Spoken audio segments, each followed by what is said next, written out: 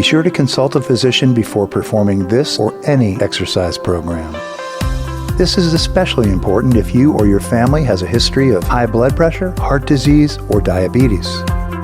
It is your responsibility to evaluate your own medical or physical condition and to determine whether to perform or adapt any of the exercises in this Focus on Fitness episode.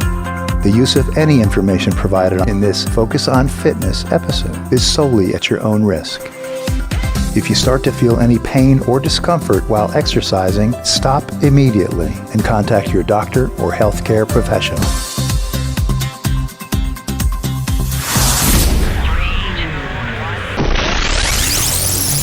Focus on fitness. You didn't even know you had a muscle there. Goals, man. Goals. Love it. 15 seconds. You're doing great. Hold it. A plank. You know, a plank is a full body exercise, and it's a love-hate exercise, actually. 5, 4, 3, 2, and rest. It's worth it. Hey, Maria, how you doing? I'm doing great, Jeff. How are you? I'm doing really good. I'm starting to spin a little bit. Ooh, mentally or physically?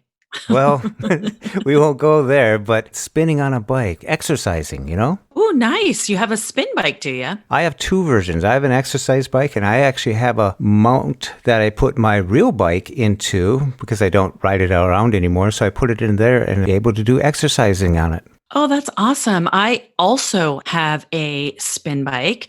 It's in my garage right now. And I got it a few years ago when I started tandem bike riding. And I wanted to build my endurance and my cardio for biking. And so I would hop on that during the week when I wasn't on long rides with my tandem captain. And I actually really, really liked it. And there's so much you can do with the bike that folks probably wouldn't even think about.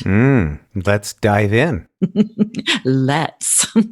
I like getting on some headphones and listening to a book or listening to a radio station, podcasts, of course. It's something that you can do, and you can do interval training too. Like every once in a while, just get on and go, and then rest for a while and then go. And you mentioned something that was really interesting, like if someone's doing it with the TV on, to concentrate when the commercials come on to change it up a little bit. Exactly. That's what I was doing for a long time, is that my spin bike was kind of in the corner of front family room. It has wheels on the front part of it, and you can tip it so you can roll it around. And I would drag it into another part of the house where there was a TV, and I would set it up there, and I would have a show that I was going to watch, and I would just pedal at regular tension for me and just get going on it, just get going. And then when a commercial came, I would tighten up that tension, which basically gives it more resistance. It's harder to pedal during each commercial. You dreaded the commercials,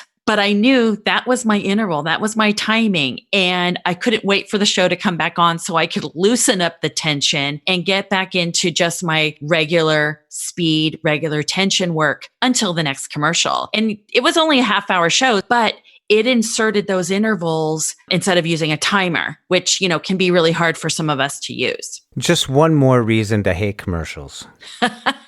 Exactly. No fast forwarding through the commercials on that.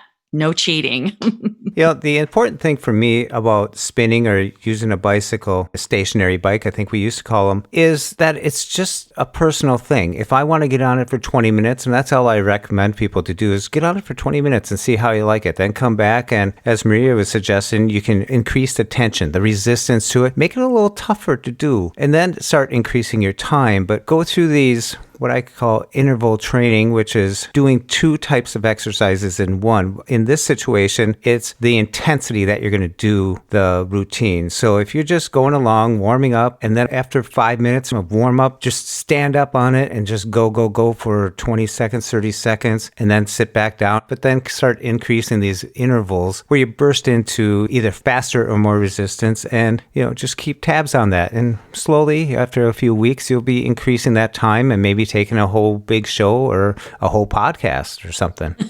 Right, exactly. And the key is you want to get that heart rate up. You want to get that sweat going. So, you know, the bigger calorie burn. If you're going to be on it, you know, you might as well burn some calories. And another thing you can do, Jeff, you mentioned standing up. How about pedaling backwards? completely reversing the motion of your legs. So you do forward, just keeping regular tension, regular pace. And then that commercial or the timer goes off and you just kind of, whoa, put on the brakes, start pedaling backwards. Again, it could be at the same resistance, but you're completely changing the motion of your legs. The other thing we should point out here is form. You can get so lost into a podcast or a book or a good Netflix show, and all of a sudden you find yourself, you're slumping on the bike, right? Your back may start to hurt. Your shoulders may start to hurt. It's really, really important to stay cognizant of your form and to keep your body strong. And if you feel like you need to regroup, what I would suggest, and Jeff, you and I have talked about this is what we do when we're on our bikes, is you sit up, get off of those handlebars, sit straight up,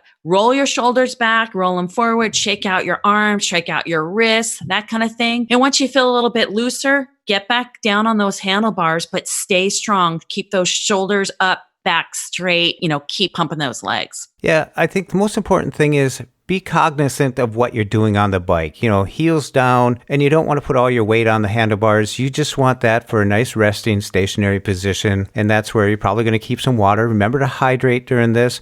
You can enjoy the podcast or the movie or whatever you're listening to while you're biking and all that. But I would say you still got to keep 60% of your thinking going on what you're doing on the bike. Otherwise, you will start sagging, sloping, and a bad position. And it just doesn't feel good after a while. And it might deter you from getting back on it again. If you can keep a good posture, a good form, keep that chest up, the chin up, and stay aware of your body position, you'll have a lot more success and a lot more enjoyment. Oh, 100%. One other great thing I want to mention about the bike, Jeff, that I used it for a couple of years ago was for rehabilitation on my knee. I had knee surgery and I had to stop tandem biking for a while, and getting on the bike, which was recommended by my physical therapist, and at the lightest tension, just moving that knee down and up. So it was, not all the way straight, but it would get it to bend and straighten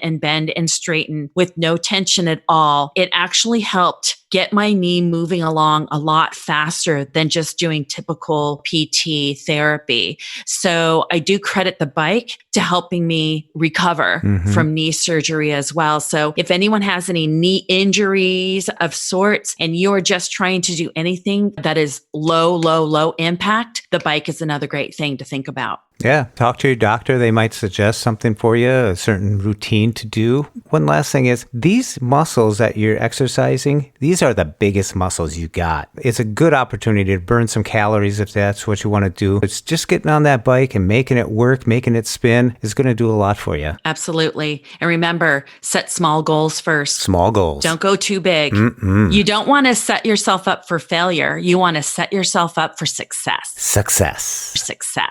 And that's what it's all about, success. So give it a shot. Get on that bike and ride and do it to it. Work it. Oh, work it.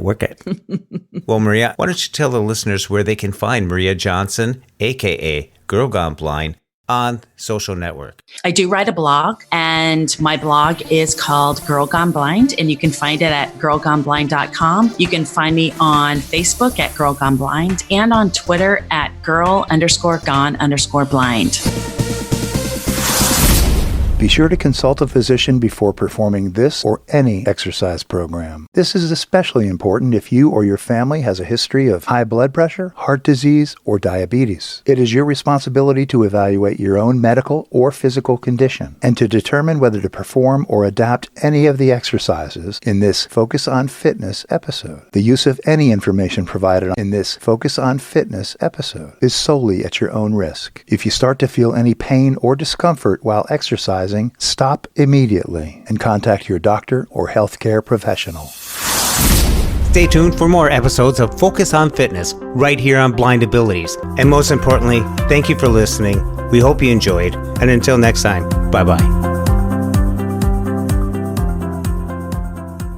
When we share what we see through each other's eyes, we can then begin to bridge the gap between the limited expectations and the reality of blind abilities. And the realities of blind abilities.